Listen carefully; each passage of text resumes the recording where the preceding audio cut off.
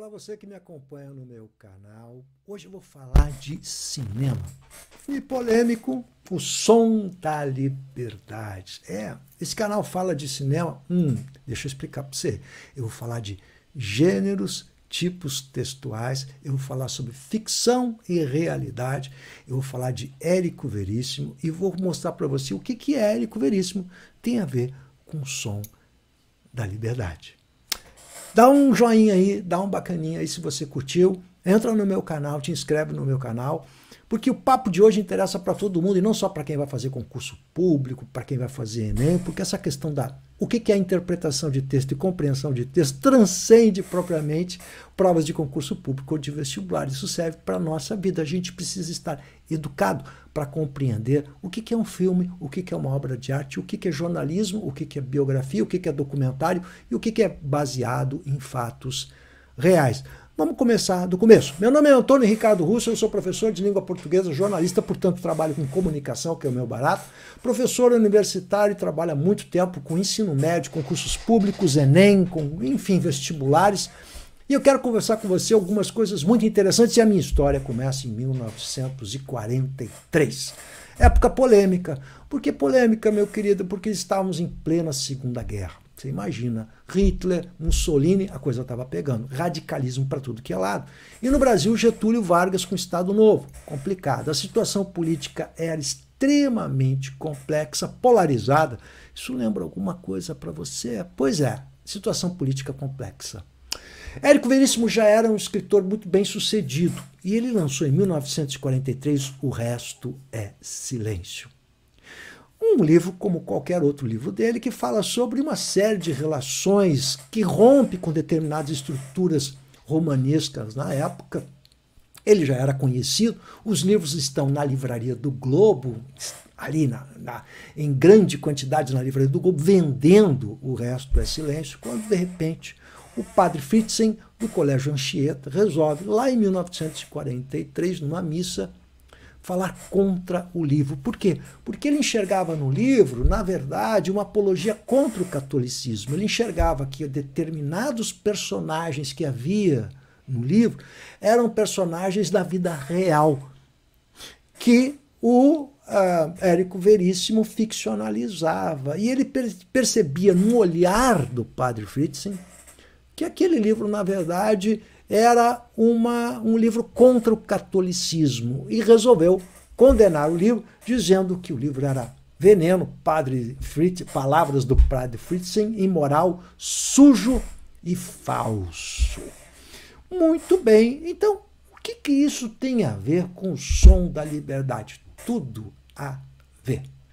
Então vamos começar da seguinte maneira. Em matéria de gêneros e textuais, é preciso que a gente identifique claramente o que é ficção de realidade. Essa é a primeira coisa. Então, quando nós falamos de ficção, nós estamos falando de uma coisa que não aconteceu propriamente dita.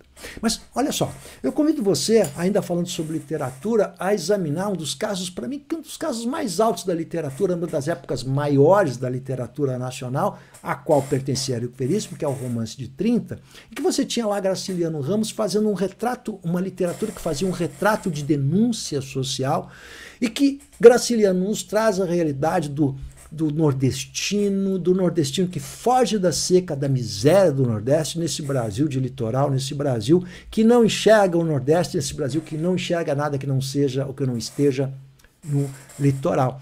Essa realidade é retratada com personagens que não aconteceram de fato, porque aqueles personagens que estão colocados ali de fato não aconteciam, mas aquela ficção era uma ficção espelhada na realidade.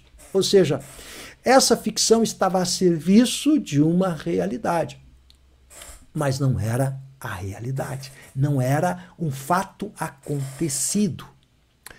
Daí a importância da ficção, porque tem gente que acha que ficção não é importante. Legal? Ora, quando a gente fala em realidade, a gente está falando no acontecido.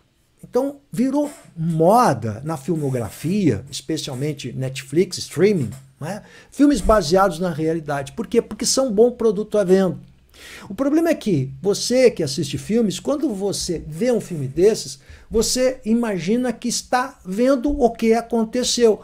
Meu querido, lê do engano, aquilo é uma obra ficcional. Se eu falo que é baseado em fatos reais, não é a realidade. Ou seja, é uma realidade ficcionalizada, em que muitos elementos daquela história são preenchidos com ficção. Por quê? Porque aquilo é um produto midiático. Um filme, seja ele qual for, é um produto de mídia, é entretenimento, entre outras coisas, e tem que ser visto como um produto de mídia e não como a verdade. Mas parece que a gente tem uma obsessão por saber qual é a verdade. Então, o Som da Liberdade nos leva assim, o que é verdade e o que não é verdade.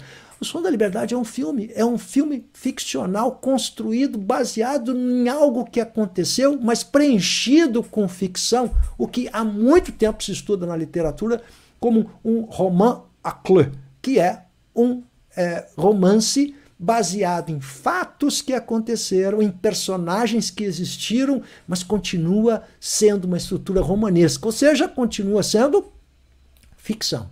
E é isso que é um filme baseado em realidade. Você não pode levar aquilo como verdade. Por que essa obsessão pela verdade? Pois tem uma novidade a dizer você. A verdade não existe. O que existe são versões dessa verdade, são visões dessa verdade. O filme, ele é apenas e tão somente uma obra para entreter as pessoas, para comover as pessoas, que se baseia em algo que aconteceu. Mas isso sempre se fez na literatura e se faz hoje na filmografia. Ou seja, quando a gente pega um Lima Barreto, a gente vai ver que Lima Barreto usou várias vezes esse artifício, ou seja, personagens que de fato existiam, que ele ficcionaliza, mas reconstrói situações ao gosto de quem está produzindo o texto. Ou seja, necessariamente não tem compromisso com o acontecido. O que eu quero dizer com isso? Uma coisa bem simples. Você não está vendo um documentário, você não está vendo uma biografia, isso não é jornalismo, isso não é história. Ora, o que é que ligado à realidade tem compromisso com o acontecido? O jornalismo, a biografia, o documentário. Mas não podemos discutir se esse filme, O Som da Liberdade, é fiel aos fatos que aconteceram, porque ele não tem essa dimensão, ele é uma obra ficcional e você tem que enxergá-lo como uma obra ficcional, não é documentário. Mas ele exagera, ele pode fazer o que quiser porque é ficção. Se fosse um documentário, você poderia dizer um documentário falso, porque o documentário tem de ser retratado naquilo que de fato aconteceu. Portanto, o errado é você que está assistindo o filme achando que aquilo ali é o que de fato aconteceu. Só lamento, mas isso é ignorância em relação aos gêneros textuais, porque o filme é um texto, inquestionavelmente. Então, vamos de novo.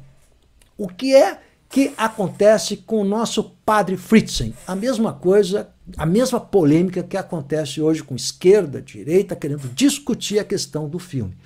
Por quê? O padre Fritzen fez uma interpretação do livro de Érico Veríssimo. E o que nós entendemos como uma interpretação de textos? Algo extremamente subjetivo que dá conta da minha visão de mundo. Ou seja, ele quis ver aquilo que ele quis ver. Isso é interpretar um texto. Compreensão de texto, eu preciso ver o que está na superfície do texto dito. Aquilo que eu imagino não é mais compreensão, passa a ser interpretação. Então, quando a gente começa a ver coisas atravessadas nesse filme, que não estão explícitas no filme, mas estão na minha maneira de enxergar o mundo, eu não estou compreendendo o texto, eu estou interpretando. A interpretação é livre e subjetiva. Cada um pode interpretar da maneira que quiser, porque a interpretação é livre. Mas se nós tratarmos da compreensão do texto, nós veremos que o texto tem como tema central o tráfico de crianças. Isso e tão somente isso. Mas como o filme está ligado a um personagem da vida real, ou seja, uma pessoa de fato, que é o Tim Ballard, ora, aí a polêmica torna-se maior. Então o filme passa a interessar muito mais pelo que acontece fora do filme ou fora da história do que provavelmente pela história. Então o filme retrata uma ideia tão somente que é uma ideia ficcionalizada daquele personagem. O problema é que quando você usa essa ferramenta, que é o roman à clé, você naturalmente é refém daquele personagem. Você tem a virtude de poder reconstruir algo que já existe fora e que, portanto, todo mundo já conhece. Então, se eu fizer um filme ou um livro baseado em Hitler, eu não preciso reconstruir a ideia de Hitler, porque todo mundo já tem no imaginário a ideia de quem foi Hitler. Fica mais fácil. Mas você vira refém daquele personagem. Você pode ficcionalizar, mas a sua ficção está limitada a determinados graus, mas ainda é ficção.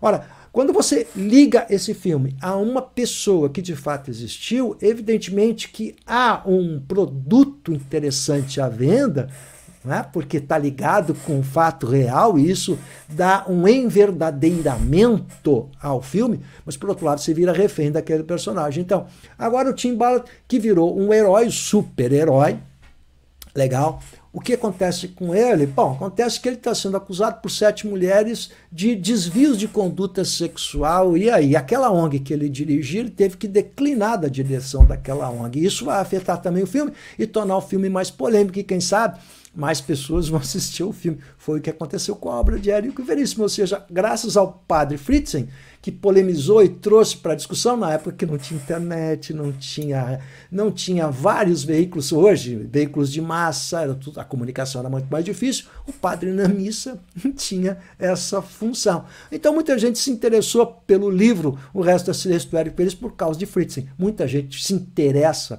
pelo Som da Liberdade por causa desse personagem central, dessa pessoa que de fato existe, que é o Tim Ballard. Essa é a questão polêmica envolvida. Bom, a maior parte das pessoas que vai assistir o filme, ou boa parte das pessoas, não enxergam nesse filme a questão politizada de esquerda ou direita, porque ela não passa na temática central e porque também falta muito às pessoas um certo repositório de informações para você assistir a esse filme. Portanto, sugiro que você se informe a respeito das Farc, porque é isso que acontecia na Colômbia naquele momento histórico. E o que era a Farc, aquele território que não pertencia propriamente ao Estado colombiano, que era um processo revolucionário que estava acontecendo lá, que tinha a Farc, que é marxista-leninista, era esse o princípio inicial das Farc, e aí é que a gente vai observar uma politização em relação ao filme, mas isso não é a compreensão do filme, porque a ideia central do filme não passa necessariamente por questões político-ideológicas. Em nenhum momento o filme faz essa referência explícita, isso está na interpretação de quem quer entender.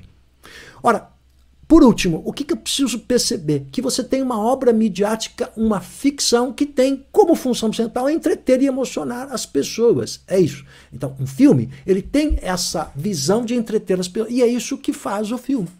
Ora, eu não posso pensar que aquilo retrata a realidade, porque aquilo ali é entretenimento, muito entretenimento, evidentemente com uma denúncia de uma situação que está acontecendo. E esse é o ponto central, importante no interesse desse filme, né? Porque ele faz uma denúncia. E isso é muito relevante, sim, inquestionavelmente. Mas, de qualquer maneira, é um produto midiático. Eu tenho que enxergar um filme, como um produto de entretenimento. É isso que a gente tem que enxergar. Então, aquele personagem, e ali você tem um personagem, não a pessoa do Tim Ballard, aquele personagem é criado de acordo rigorosamente com os clichês da filmografia hollywoodiana, ou seja, você tem ali o bem contra o mal. Você vai ver que o personagem central e o nosso herói, o nosso protagonista, é cheio de virtudes. Ele é um pai de família zeloso, ele tem não sei quantos filhos, e num dado momento, depois de 12 anos, uma coisa assim, trabalhando naquela função de prender traficantes de crianças e exploradores sexuais de crianças, pedólatras, depois de 12 anos, repentinamente, ele resolve, tocado por um caso específico, daquelas crianças hondurenhas, ele resolve, então, partir para a luta, que é a luta do herói típico americano, né? Qual é o herói típico americano? É um herói, aquele herói dos filmes de faroeste, legal, dos filmes de faroeste em que o cara sozinho mata 100 índios, né? Duro de matar, o cara sozinho contra o mundo. Então ele sozinho vai para uma selva na Colômbia salvar o planeta. É o super-herói americano típico, solitário e heróico, e dá tudo certo no final. Esse personagem é idealizado, ele é o cara ao máximo. Você olha para ele, ele é sentimental, ele chora, ele se comove com os outros, ele é totalmente idealizado. curioso, não é essa idealização. A mulher dele é idealizada, é a mulher que todo mundo sonhava, porque ele diz assim, olha, está acontecendo isso, não, fica aí, resolve, vai. E ela está com 5 filhos para criar e tudo na boa. Quer dizer, em nenhum momento ela diz assim, olha, eu não tenho mais o que fazer com esses 5 filhos aqui, tu vai me ajudar ou não? Ou seja, é um filme ficcionalizado para agradar a audiência. Por isso que esse personagem é idealizado, só mostra o lado positivo dele. Enquanto os bandidos, olha o estereótipo do bandido, eles são maldosos, cruéis, o tipo físico é horroroso, você já odeia os caras na hora. Ou seja, essa visão maniqueísta do bem contra o mal é muito simples e muito rasa na filmografia americana. O herói americano típico. Nesse sentido, o filme é um clichê como qualquer outro, como produto filmográfico. Ele não tem profundidade, ele é clichê, ele pega ideias simples, atrai porque está lidando com um assunto extremamente relevante e sentimental, que são as crianças. Então, como produto, ele é um produto simples, é um clichê. A Cliff, ou seja, é um filme baseado em fatos reais, com personagens que existiram, o que não significa dizer que aquilo ali seja a verdade. E se você está buscando a verdade, eu lamento informar, mas ela não existe. Não como você concebeu a verdade. Legal? Então, dá um joinha aí, manda o seu recadinho e olha só o que o Érico Veríssimo tem a ver com o Som da Liberdade. Bacana?